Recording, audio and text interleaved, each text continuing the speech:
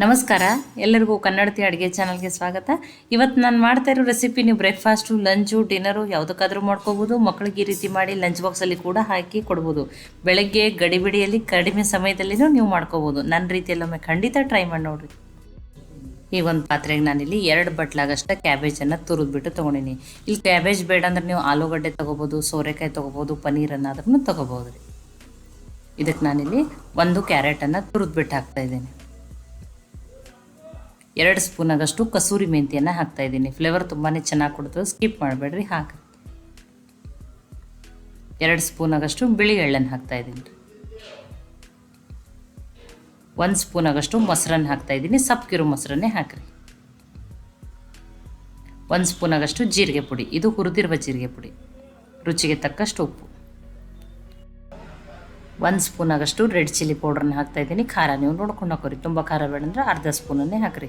ಈಗ ಅದನ್ನು ಎಲ್ಲ ಚೆನ್ನಾಗಿ ಮಿಕ್ಸ್ ಮಾಡೋಣ್ರಿ. ನೋಡಿ, ಈಗ ಮಸಾಲೆ ಜೊತೆ ಎಲ್ಲ ಚೆನ್ನಾಗಿ ಮಿಕ್ಸ್ ಆಗಿದೆ.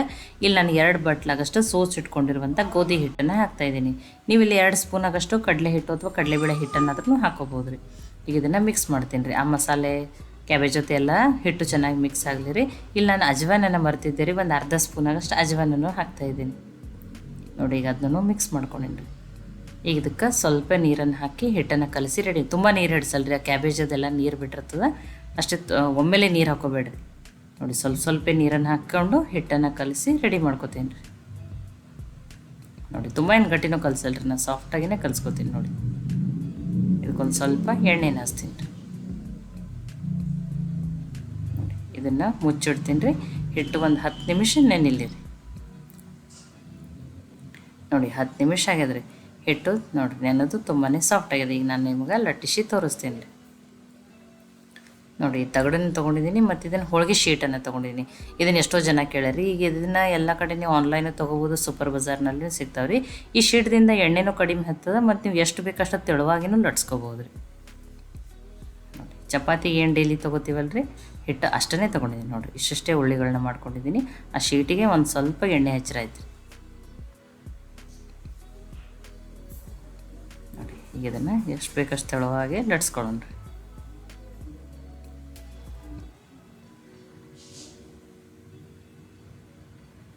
ನೋಡಿ, ಮತ್ತು ಯಾವುದೇ ವೆಜಿಟೇಬಲ್ಸ್ ಇಷ್ಟ ಅಂದ್ರೆ ನೀವು ಇಲ್ಲಿ ಬೀಟ್ರೂಟನ್ನು ತುರಿದ್ಬಿಟ್ಟು ಹಾಕ್ಬೋದು. ನೋಡಿ, ಮಕ್ಕಳಿಗೆ ಈ ರೀತಿ ಮಾಡಿ ಹೆಲ್ದಿಯಾಗಿನೂ ಮಾಡಿಕೊಡ್ಬೋದು. ನೋಡಿ, ತೆಳುವಾಗಿನೇ ಲಟ್ಸ್ಕೊಂಡಿದ್ದೀನಿ. ತವೆಯನ್ನು ಕಾಯ್ಲಿಕ್ಕೆ ಇಟ್ಟಿದ್ದೀನಿ ರೀ. ನೋಡಿ, ತವೆಯನ್ನು ಕಾಯ್ದದು. ನೋಡಿ, ಹೈ ಫ್ಲೇಮ್ದಲ್ಲೇ ಇಟ್ಟಿರ್ತೀನಿ ರೀ.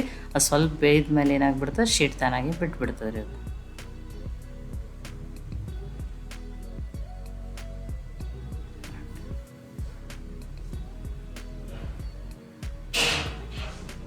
ಇದನ್ನು ಬೇಯಿಸ್ಕೊಂಡಿದ್ದೀನಿ ರೀ ನಾನು.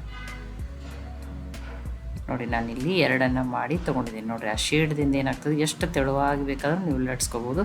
ಇಡೀ ದಿನ ಇಟ್ಟರು ಇಷ್ಟೇ ಸಾಫ್ಟಾಗಿರ್ತಾವೆ ರೀ. ನೋಡಿ, ಟೇಸ್ಟಿನೂ ಅದ, ಸಾಫ್ಟ್ನೂ ಅದ, ಗೋಧಿ ಹಿಟ್ಟಿನಿಂದ ಮಾಡಿರೋದದ, ಎಣ್ಣೆನೂ ಕಡಿಮೆ ಅದ, ಹೆಲ್ದಿನೂ ಅದ ರೀ. ದಿನಾಲು ರೊಟ್ಟಿ ಚಪಾತಿನ ಬೇಜಾರಾಗಿತ್ತಂದ್ರೂ ಈ ಕ್ಯಾಬೇಜ್ ಪರಾಟ ರೆಸಿಪಿಯನ್ನು ಖಂಡಿತನೂ ಟ್ರೈ ಮಾಡಿ ನೋಡಿರಿ. ಈ ರೆಸಿಪಿ ನಿಮ್ಗೆ ಇಷ್ಟ ಆಗಿದ್ರೆ ಲೈಕ್ ಮಾಡಿ, ಶೇರ್ ಮಾಡಿ, ಕಮೆಂಟ್ ಮಾಡಿರಿ. ಮತ್ತೆ ಒಳ್ಳೆ ರೆಸಿಪಿ ಜೊತೆ ಸಿಗೋಣ. ಎಲ್ಲರಿಗೂ ಧನ್ಯವಾದಗಳು. ನನಗೆ ಸಪೋರ್ಟ್ ಮಾಡೋಕ್ಕೆ ಕನ್ನಡತಿ ಅಡುಗೆ ಚಾನಲನ್ನು ಸಬ್ಸ್ಕ್ರೈಬ್ ಮಾಡಿ, ಬೆಲ್ ಐಕಾನ್ ಪ್ರೆಸ್ ಮಾಡೋದನ್ನು ಮಾತ್ರ ಮರಿಬೇಡ್ರಿ.